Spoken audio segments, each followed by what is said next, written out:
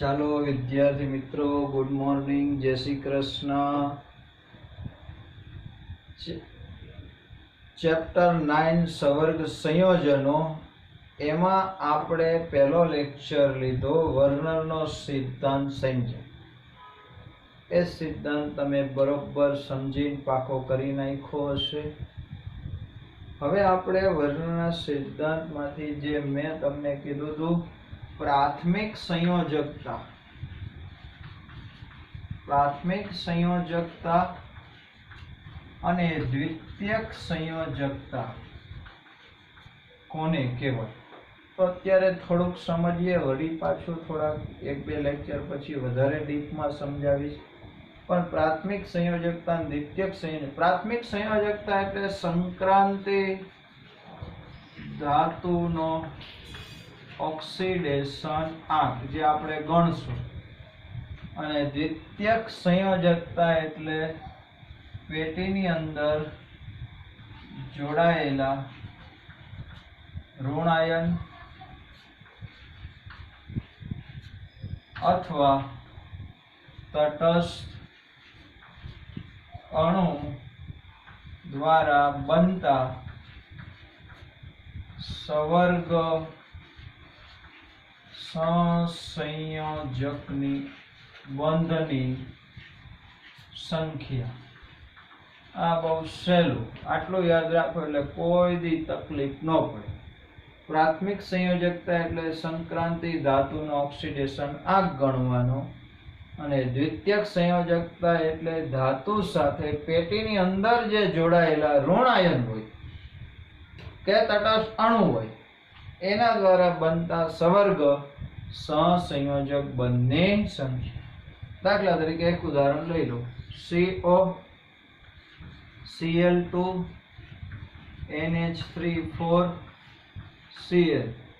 આની અંદર કોબાલ્ટની પ્રાથમિક સંયોજકતા અને દ્વિતીયક સંયોજકતા ગણો એવું પૂછે અથવા જો બતાવો, તો પહેલા આપણે પ્રાથમિક સંયોજકતા ગણવી છે। કઈ પ્રાથમિક? તો આ કોબાલ્ટનો ઓક્સિડેશન આંક ગણવાનો, જેમ સિમ્પલ આપણે 11માં રેડોક્સ પાઠમાં ગણતા એમ ગણી લેવો। આ Cl નો વીજભાર કેટલો? -1। આ 2 Cl છે એટલે -2। એમોનિયાનો વીજભાર નો એટલે 0। ટોટલ કેટલા થયા? -2 ને -1 કેટલા થયા? -3। અહીંયા કેટલા મૂકું? ટોટલ 0 થઈ જાય તો +3। તો પ્રાથમિક સંયોજકતા કેટલી થઈ ગઈ? 3। પ્રાથમિક સંયોજકતા 3 છે, પણ એનાથી જોડાયેલો એક Cl છે એ આયનીકરણથી છૂટો પડે। હવે દ્વિતીયક સંયોજકતા ગણવી હોય, દ્વિતીયક સંયોજકતા, તો આને આપણે લિગેન્ડ કહેશું। હવે પછી સમજ, અત્યારે 2 ઋણ આયન છે Cl અને 4 એમોનિયા છે। 2 Cl એક ઇલેક્ટ્રોન યુગ્મ આપીને એક સવર્ગ સહસંયોજક બંધ બનાવે, અને આ 4 છે એ ચારેયનો એમોનિયાનો નાઇટ્રોજન ઇલેક્ટ્રોન યુગ્મ આપીને બંધ, તો કેટલા સવર્ગ સહસંયોજક બંધ બનશે? આ 4 બનાવશે ને આ 2, કુલ કેટલા થયા? 6। તો પ્રાથમિક સંયોજકતા 3 કેવી રીતના ગણવાની? ઓક્સિડેશન આંક। દ્વિતીયક સંયોજકતા કેટલી? તો કે આની સંખ્યા 4 ને 2 6 સવર્ગાંક। દ્વિતીયક સંયોજકતાને બીજું શું કહેવાય? સવર્ગાંક કહેવાય। શું કહેવાય? સવર્ગાંક। સમજાય છે આટલું? બહુ સિમ્પલ છે। આવો હજી એક ઉદાહરણ લઈ લો। દાખલા તરીકે એમ કીધું હોય K4 FeCN6। ચલો આની પ્રાથમિક સંયોજકતા દ્વિતીયક બે ગણીએ। પ્રાથમિક સંયોજકતા અને દ્વિતીયક। પ્રાથમિક કેટલી? તો કે 4 K છે એટલે એનો વીજભાર +4 થાય। 6 Cn છે, Cn નો વીજભાર -1 એ વાત 6 છે તો -6। અહીંયા હું કેટલા મૂકું Fe ઉપર? તો ટોટલ 0 થાય એટલે +2। તો આની પ્રાથમિક સંયોજકતા કેટલી આવી? 2। દ્વિતીયક સંયોજકતા 6 Cn છે તો સીધા કેટલા મૂકી દેવાના? 6। તો આ રીતે આપણે પ્રાથમિક સંયોજકતા ગણી શકીએ। સમજાય છે બરોબર? જોઈ લો એકવાર, પછી આગળ વધીએ। ચલો, ટેક્સ્ટ બુકમાં કોયડો 9.1 છે।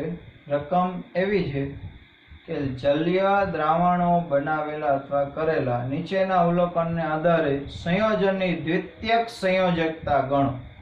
ખાલી દ્વિતીયક સંયોજકતા જ ગણવાની છે. આ સંયોજન આપ્યા છે, પેટી નથી લખી એટલે આપણે ગણવા પડશે. અહીંયા એમ કીધું છે કે AgNO3 ના દ્રાવણ સાથે અવક્ષેપન પામતા AgCl ના મોલ, આમાંથી 2 મોલ AgCl બને, આમાંથી 2 મોલ બને, આમાંથી એકય મોલ નથી બનતો, આમાંથી 1 મોલ બને ને આમાંથી 0. તો પહેલા જો હું સૂત્ર બનાવું છું.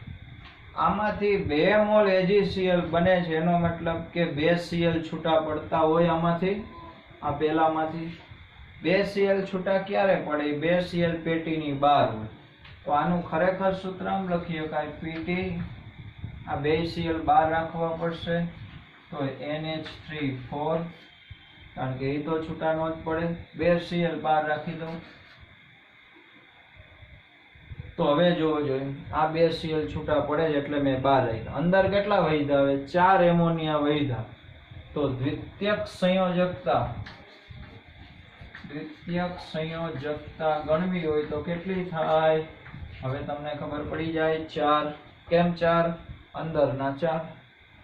આમાં ગણવાનું.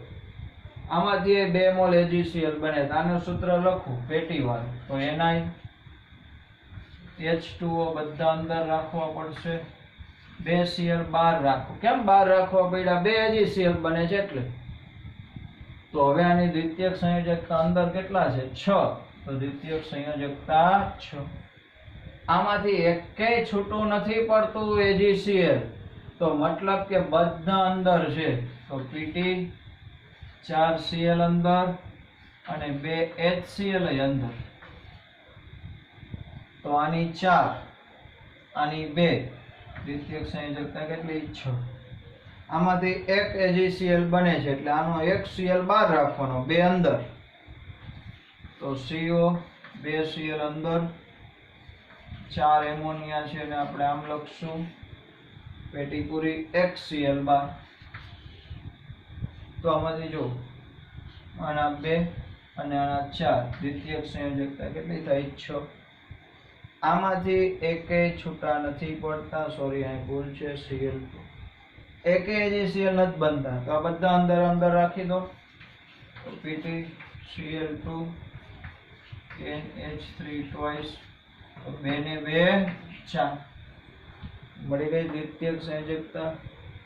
પ્રાથમિક ગોતી લઈએ. પ્રાથમિક એટલે ધાતુના ઓક્સિડેશન આ ગતિ લઈએ, પ્રાથમિક સંયોજકતા ફટાફટ ગણી લે. 2 Cl છે એટલે -2 એમોનિયાનો 0 હોય તો આનો કેટલો થાય? +2. તો આની પ્રાથમિક સંયોજકતા 2.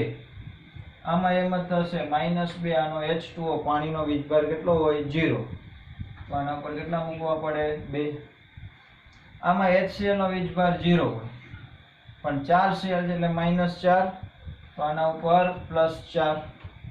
તો આની પ્રાથમિક સંયોજકતા એટલે આનું ધાતુ ઉપર જે વીજભાર લખું છું એને શું કહેવાય? પ્રાથમિક સંયોજકતા. હાલો, આનો -1 એમોનિયાનો 0, 2 Cl નો -2, -2 ને -1 -3 થયા તો આના ઉપર +3. આ 2 એમોનિયાનો 0, 2 Cl નો -2, તો આ PT નો 2. તો પહેલાની પ્રાથમિક સંયોજકતા 2, બીજાની 2, ત્રીજાની 4, આની 2 સોરી 3, આની 2. તો આ થયું પ્રાથમિક અને દ્વિતીયક સંયોજકતા. બરોબર જોઈ લેજો.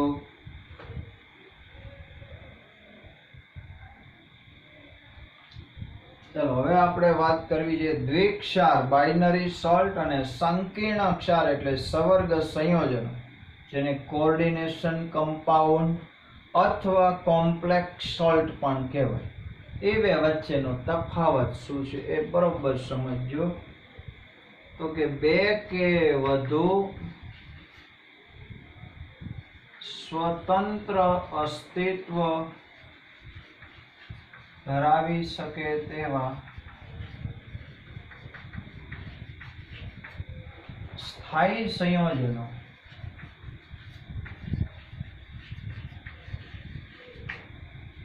જોડાઈને બે કે વધુ સ્વતંત્ર અસ્તિત્વ ધરાવી શકે તેવા સ્થાયી સંયોજનો જોડાઈને, હું જોડાઈને વચ્ચે લખું છું, સ્થાયી સંયોજનો જોડાઈને, પછી અહીંથી વિચાર, મૂળભૂત ગુણધર્મ જાળવી રાખતા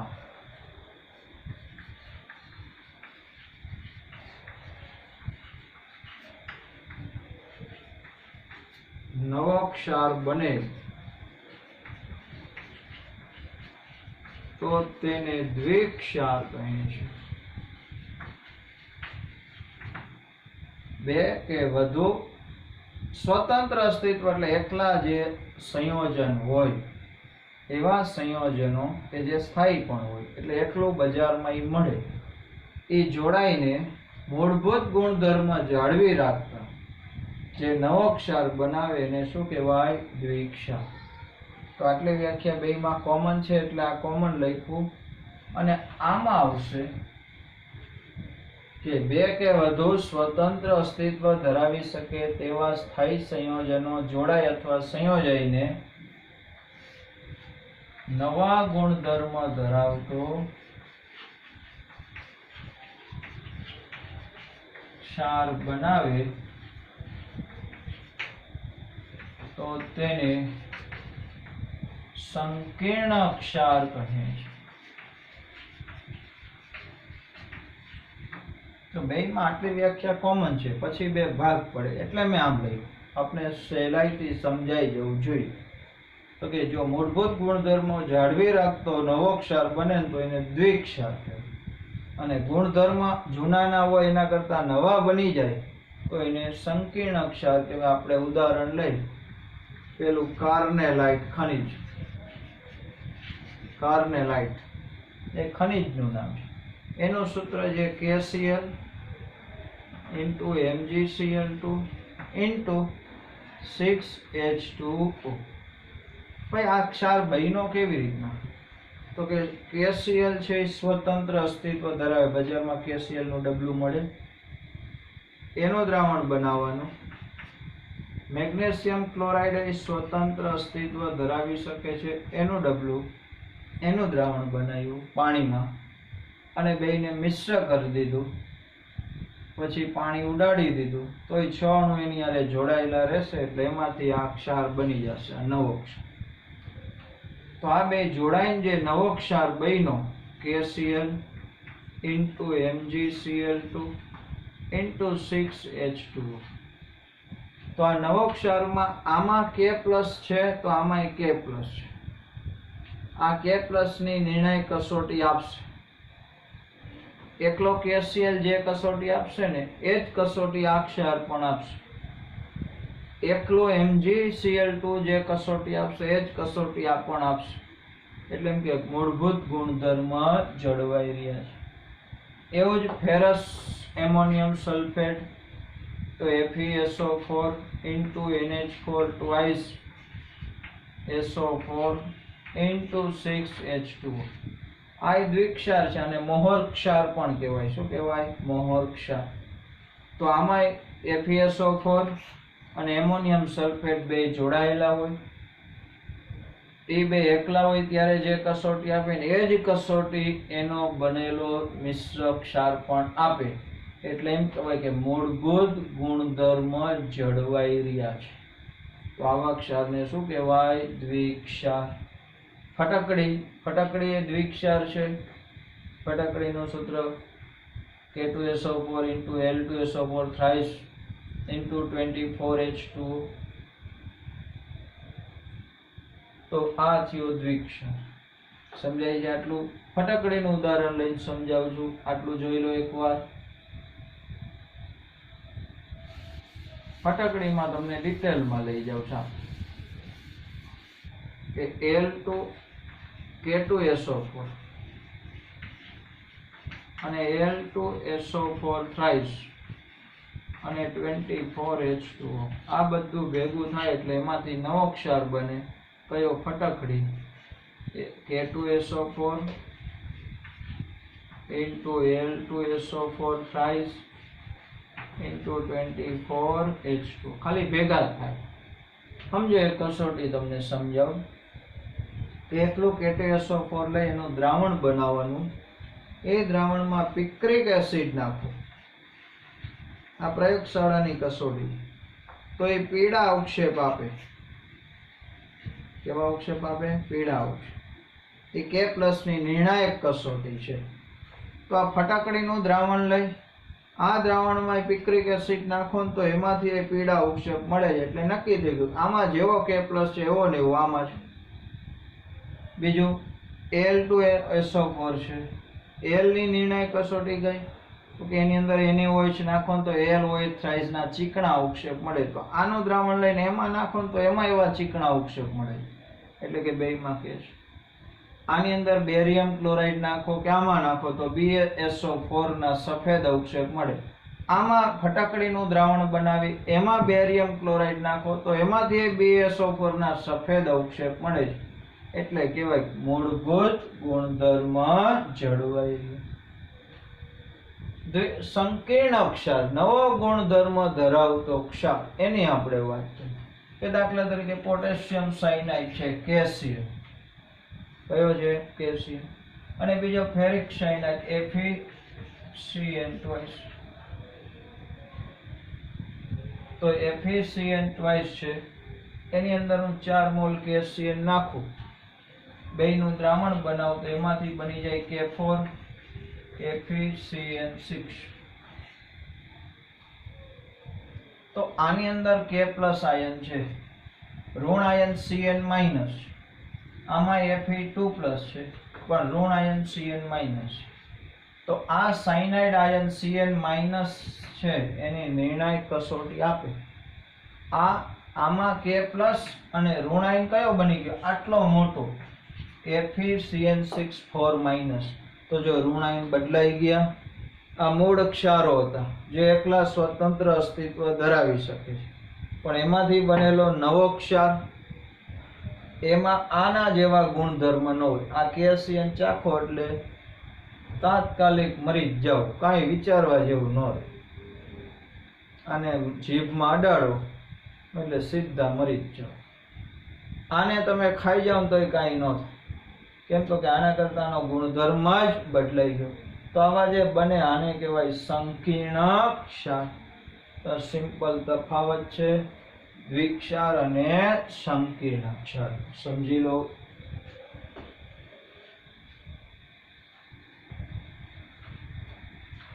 ચાલો હવે આ પાઠમાં થોડી નાની નાની વ્યાખ્યાઓ 2-3 લેવાની છે. સવર્ગ સ્પીસીસ કોને કહેવાય? સવર્ગ સ્પીસીસ. તો જે પેટીની અંદર હોય ને એટલું સવર્ગ સ્પીસીસ કહેવાય. આમાં હોય શું? તો કે અહીંયા સંક્રાંતિ ધાતુ હોય, પછી એની હારે કાંઈક XY ગમે તે જોડાયેલા હોય. આ જે પેટી બને ને આ પેટીને શું કહેવાય? સવર્ગ સ્પીસીસ. તો એની વ્યાખ્યા કેમ આપી સવર્ગ સ્પીસીસની? તો કે આ મધ્યસ્થ ધાતુ પરમાણુ હોય અથવા આયન હોય. પરમાણુ અથવા આયન જે નિશ્ચિત સંખ્યાના ઋણ આયન અથવા અણુઓ અથવા તટસ્થ અણુઓ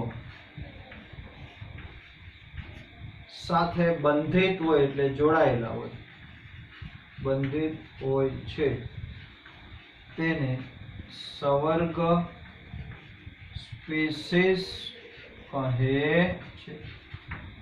એટલે કે એમાં એક વચ્ચે મધ્યસ્થ પરમાણુ કે આયન હોય જે સંક્રાંતિ ધાતુ જ હોય, અને ઋણ આયન અથવા તટસ્થ અણુ હોય. એવું જરૂર નથી કે બધા મિક્સ જ હોય. ઘણામાં ખાલી ઋણ આયન હોય, ઘણામાં ખાલી તટસ્થ અણુ હોય. તો એટલા ભાગને શું કહેવાય? સવર્ગ સ્પીસીસ. દાખલા તરીકે COCl3NH3. તો આ એક સવર્ગ સ્પીસીસ થઈ જેમાં કોબાલ્ટ છે, 3 ક્લોરીન ઋણ આયન છે, 3 એમોનિયા છે. બીજું NiCO4 કે જેમાં 4 કાર્બોનિલ લિગેન્ડ છે, એ નિકલ ધાતુ સાથે જોડાયેલા છે. પછી સવર સ્પીસીસ FeCN6 ઉપર 4 માઇનસ, તો આવડું સવર સ્પીસીસ. એમાં આગળ K4 હોય તો આખું સંકીર્ણ સંયોજન બને, પણ આને નહીં ગણવાનું એટલે આના ઉપર -4. તો આવા જે પેટી હોય ને, પેટીને દેશી ભાષામાં બોક્સ હોય એને શું કહેવાય? સવર્ગ સ્પીસીસ. બીજું છે મધ્યસ્થ પરમાણુ અથવા આયન. મધ્યસ્થ પરમાણુ અથવા આયન. તો ભાઈ આ જે ધાતુ હોય એને કહેવાય મધ્યસ્થ પરમાણુ અથવા આયન. તો એની વ્યાખ્યા કેમ આપશો? તો કે સવર્ગ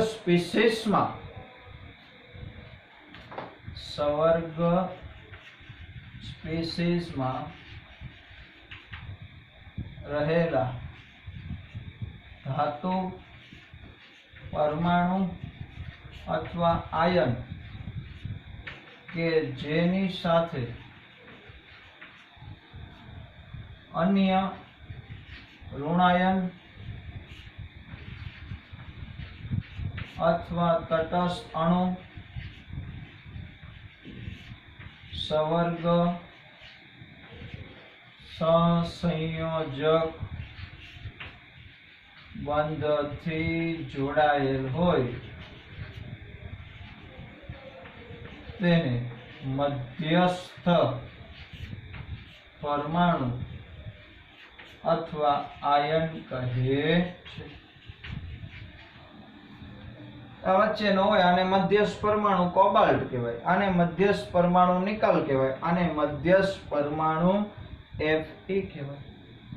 તો બેની વ્યાખ્યા એક સેમ જેવી જ છે, પણ આમાં આખા ભાગને કહેવાય સવર સ્પીસીસ. એમાં જે ધાતુ આયન હોય, કેમ મધ્યસ્થ પરમાણુ કીધા? હું આનું ચિત્ર દોરું તો આ કોબાલ્ટ, એની ફરતી કોરથી આ ઋણાયન અથવા તટસ્થ અણુ જોડાયેલા હોય, આ વચ્ચે હોય, જે વચ્ચે વાળો હોય એને શું કહેવાય?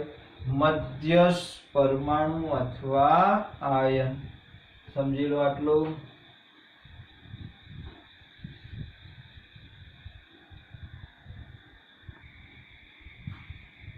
ચાલો હવે મહત્વનું આઈએમપી વાત કરવાની છે. લિગેન્ડ એટલે શું તેનું વર્ગીકરણ કરો. લિગેન્ડ કોને કહેવાય? તો કે સવર્ગ સ્પીસીસમાં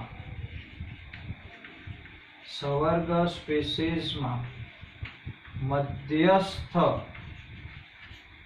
પરમાણુ, સવર્ગ સ્પીસીસમાં મધ્યસ્થ પરમાણુ અથવા આયન સાથે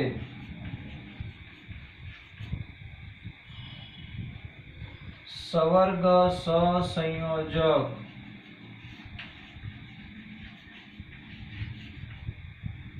બંધથી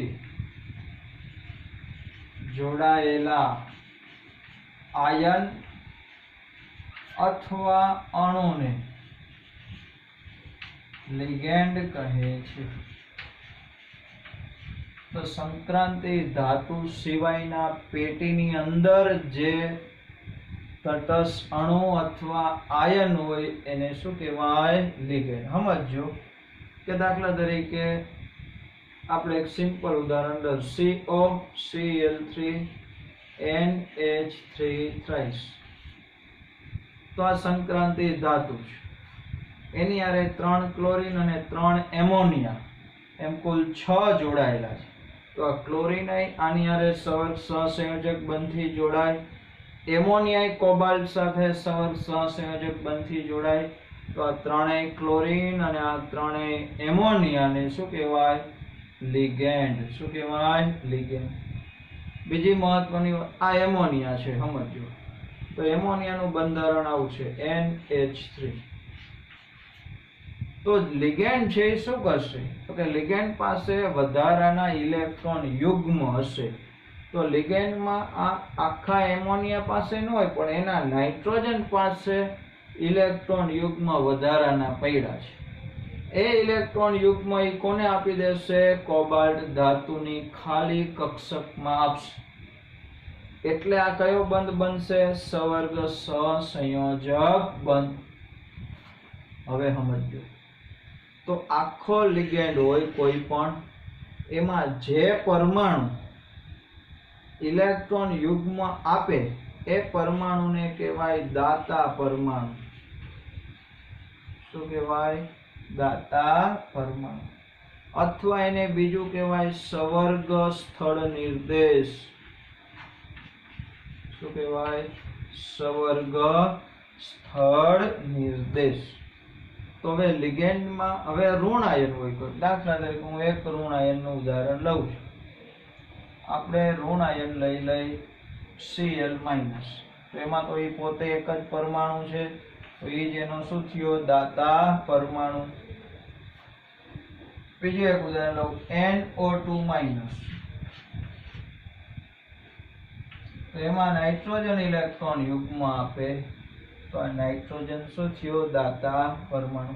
ઓક્ઝેલેટ લો COO માઇનસ COO માઇનસ. તો આ ઓક્સિજન એક યુગ્મ આપશે ને એક આ ઓક્સિજન. તો જે પરમાણુ આખા લિગેન્ડનો જે પરમાણુ ઇલેક્ટ્રોન યુગ્મ આપે પરમાણુને શું કહેવાય? દાતા પરમાણુ. તો કેટલાક લિગેન્ડ એવો હોય જેમાં એક દાતા પરમાણુ. આ લિગેન્ડ કેવો છે? જેમાં બે દાતા પરમાણુ. તો આવો એક લિગેન્ડ જોડાય તો આ કોબાલ્ટ આરે કેટલા સહસંયોજક બંધ બનાવી દે? 2. કેટલા બનાવી દે? 2. તો આ દાતા પરમાણુની સંખ્યાને અથવા તો એમ કહેવાય સવર્ગ સ્થળ નિર્દેશની સંખ્યાને આધારે લિગેન્ડનું આપણે વર્ગીકરણ કરવું છે. હવે બરોબર સમજજો. એકદંતીય લિગેન્ડ, દ્વિદંતીય લિગેન્ડ. તો પહેલા આપણે વાત કરશું એકદંતીય લિગેન્ડ.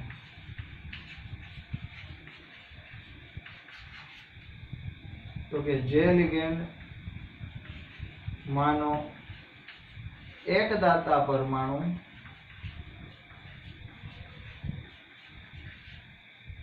કેટલા દાતા પરમાણુ છે? એક દાતા પરમાણુ. અથવા જે લિગેન્ડમાં ટૂંકમાં લખવું હોય તો એમ લખાય જે લિગેન્ડમાં એક દાતા પરમાણુ હોય તેને એકદંતીય લિગેન્ડ કહે છે. એને શું કહેવાય? એકદંતીય લિગેન્ડ. તો એકદંતીય લિગેન્ડમાં ઋણ લિગેન્ડ હોય, એકદંતીય તટસ્થ લિગેન્ડ હોય અને એકદંતીય ધન લિગેન્ડ હોય. અપવાદ છે. એકદંતીય ઋણ લિગેન્ડમાં Cl minus, Br minus, I minus, NO3 minus, NO2 minus, Cn minus, HCN minus, CNO minus, NCO minus, CNS minus, ઘણા બધા લખી શકાય. O-2 ભલે વીજભાર ગમે એટલો હોય, O-2, S-2. તો આ બધા એકદંતીય ઋણ લિગેન્ડ છે. હવે બીજી વાત, અત્યારથી થોડીક પ્રેક્ટિસ પાડતા જાય નામકરણની, કે ઋણ લિગેન્ડ હોય ને એના નામમાં એ ઋણ આયનના નામની પાછળ O પ્રત્યય લાગે. જેમ કે ક્લોરાઇડો, આઇડો પ્રત્યય લાગે. ટૂંકમાં કયો લાગે? આઇડો. ક્લોરાઇડો, બ્રોમાઇડો, આયોડાઇડો, નાઇટ્રેટો, નાઇટ્રાઇટો, સાઇનો, થાયોસાઇનો, સાઇનાઇટો, આઇસોસાઇનેટો, આઇસોથાયોસાઇનેટો, ઓક્સો, સલ્ફાઇડો.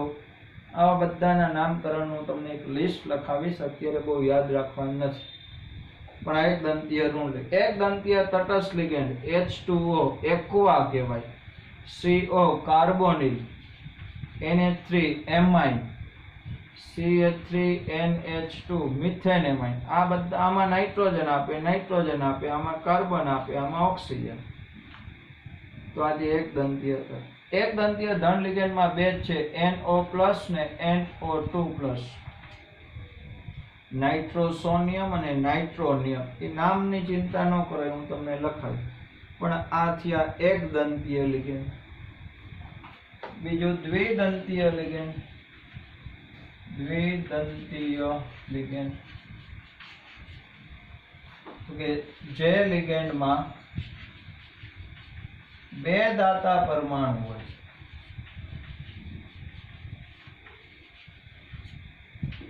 તેને દ્વિદંતીય लिगेंड कहे छे। કેટલા દાતા પરમાણુ છે એક જ લિગેન્ડમાં? 2. દ્વિદંતીય ઋણ લિગેન્ડ, દ્વિદંતીય તટસ્થ લિગેન્ડ. દ્વિદંતીય ઋણ લિગેન્ડ SO4-2, SO3-2, ઓક્ઝેલેટો C2O4-2. આ બધા દ્વિદંતીય લિગેન્ડ. જો આનું એક ઉદાહરણ સમજો. આ S એનું બંધારણ આમ છે, તો ક્યાં ક્યાંથી આપશે? તો કે એક ઓક્સિજન ઇલેક્ટ્રોન યુગ્મ આપશે ને આ બીજું આપશે. કેટલા દાંત થયા? 2 દાંત થયા, એટલે એને શું કહેવાય? દ્વિદંતીય લિગેન્ડ. એ રીતના ઓક્ઝેલેટો હોય તો C, હમણાં જ લખ્યું હતું OO-, COO-, તો એક અહીંથી આપશે ને એક અહીંથી આપશે. કેટલા દાંત થયા? 2, એટલે આને કહેવાય દ્વિદંતીય લિગેન્ડ. દ્વિદંતીય તટસ્થ લિગેન્ડ ઇથેન 1,2-diamine. આ ઇથેન 1,2 બે ઉપર એમાઇન છે. એક આ નાઇટ્રોજન આપશે ને એક આ નાઇટ્રોજન, તો આ થયો દ્વિદંતીય. એવી રીતના પ્રોપેન 1,2,3-triamine, સોરી 1,3-diamine. નામની ચિંતા ન કરો, નામ બધા હું વ્યવસ્થિત લખાવીશ એકવાર. કેટલા દાંત થયા? 2. તો આ એક દંતીય લિગેન્ડ, આ દ્વિદંત. ચોપડીમાં બહુ વ્યવસ્થિત નથી આપ્યું, બરોબર સમજી લેજો. બીજી એક મહત્વની વાત, આમાં એક સવર સ્થળ નિર્દેશ હોય.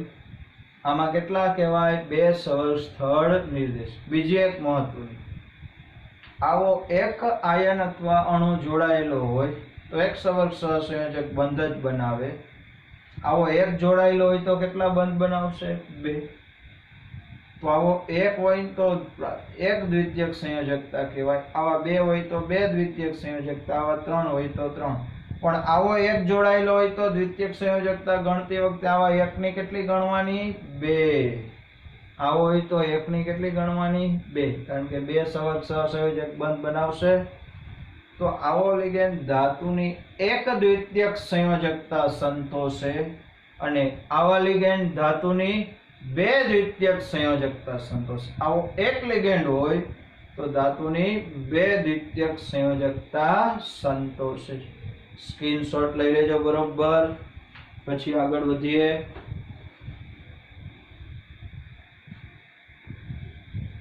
ચલો, ત્યાર પછી ત્રિદંતીય લિગેન્ડ. જે લિગેન્ડ 3 દાતા પરમાણુ ધરાવતો હોય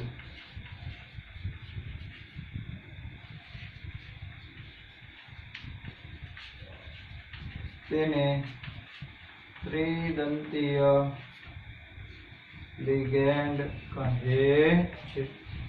એક જ લિગેન્ડમાં કેટલા દાતા પરમાણુ હશે? 3. ત્રિદંતીય ઋણ લિગેન્ડ, ત્રિદંતીય તટસ્થ લિગેન્ડ. ત્રિદંતીય ઋણ લિગેન્ડ ફોસ્ફેટો PO4-3-, આર્સેનેટો ASO4-3-. એક સમજાવી દો તો આ P, આ દ્વિબંધ O, એક O, બીજો O, ત્રીજો થઈ ગયા PO4-3-. તો એક અહીંથી યુગ્મ આપશે, એક અહીંથી યુગ્મ આપશે ને એક અહીંથી આપશે. કેટલા યુગ્મ આપ્યા? 3. 3 દાંત દેખાણા, એટલે આને કહેવાય ત્રિદંતીય લિગેન્ડ. આવો એક લિગેન્ડ હોય તો કેટલા સહસંયોજક બંધ બનાવે? 3, એટલે આને કહેવાય ત્રિદંતીય લિગેન્ડ. આવો એક જ હોય તો ધાતુની 3 દ્વિતીયક સંયોજકતા પૂરી કરી દે. કેટલી? 3. એટલે આવો એક હોય તો દ્વિતીયક સંયોજકતા ગણતી વખતે કેટલા ગણવાના? 1/3. અહીંયા P છે એની જગ્યાએ S મૂકી દો એટલે આર્સેનેટો થઈ ગયો. ત્રિદંતીય તટસ્થ લિગેન્ડ પ્રોપેન 1,2,3-triamine. આ એક NH2, બીજો NH2, આ ત્રીજો. પ્રોપેન 1, 2 ને 3 ટ્રાયમાઇન. બધી જગ્યાએથી નાઇટ્રોજન ઇલેક્ટ્રોન યુગ્મ આપશે. થઈ ગયા 3 દાંત.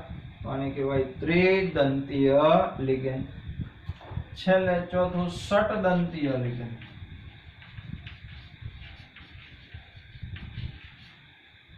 જે લિગેન્ડ 6 દાતા પરમાણુ ધરાવતો હોય તેને ષટદંતીય લિગેન્ડ કહે છે. કેટલા દાતા પરમાણુ છે? 6. એક જ લિગેન્ડ ને 6 દાતા પરમાણુ. એનું ઉદાહરણ લઈ લો તો EDTA, ethylene diamine tetraacetate. Ethylene diamine tetra એસિટેટો, લિગેન્ડ એટલે ટેટો લગાડાય. એનું બંધારણ છે ત્યાં લખીએ કઈ CH2, આ ઇથિલિન ડાયમાઇન એટલે એક NH, આ બીજો ડાયમાઇન ટેટ્રા એસિટેટ, આની હારે 4 એસિટેટ આયન જોડાયેલો, એક અહીંયા બીજો, આ ત્રીજો અને આ ચોથો. એનો વીજભાર કેટલો થયો EDTA નો? -4. 1 2 3 ને 4. ક્યાંથી ઇલેક્ટ્રોન યુગ્મ આપે? એક આ નાઇટ્રોજન આપશે, એક આ બીજો, તો અહીંથી એક દાંત, અહીંથી બીજો દાંત, આ ઓક્સિજન ત્રીજો દાંત, આ ઓક્સિજન ચોથો દાંત, આ પાંચમો દાંત ને આ છઠ્ઠો દાંત. તો આમાં 6 દાંત થયા એટલે આને કહેવાય ષટદંતીય. આવો એક જ ખાલી જોડાય ને એટલે 6 સહર્ગ સહસંયોજક બંધ બનાવે, અને 6 સહર્ગ સહસંયોજક બંધ બને એટલે એને કહેવાય ષટદંતીય લિગેન્ડ. આવો એક હોય તો દ્વિતીયક સંયોજકતા કેટલી ગણવાની? 6. બરોબર. તો આ થયું લિગેન્ડનું દંતીય ને આધારે એટલે કે દાતા પરમાણુની સંખ્યાને આધારે વર્ગીકરણ.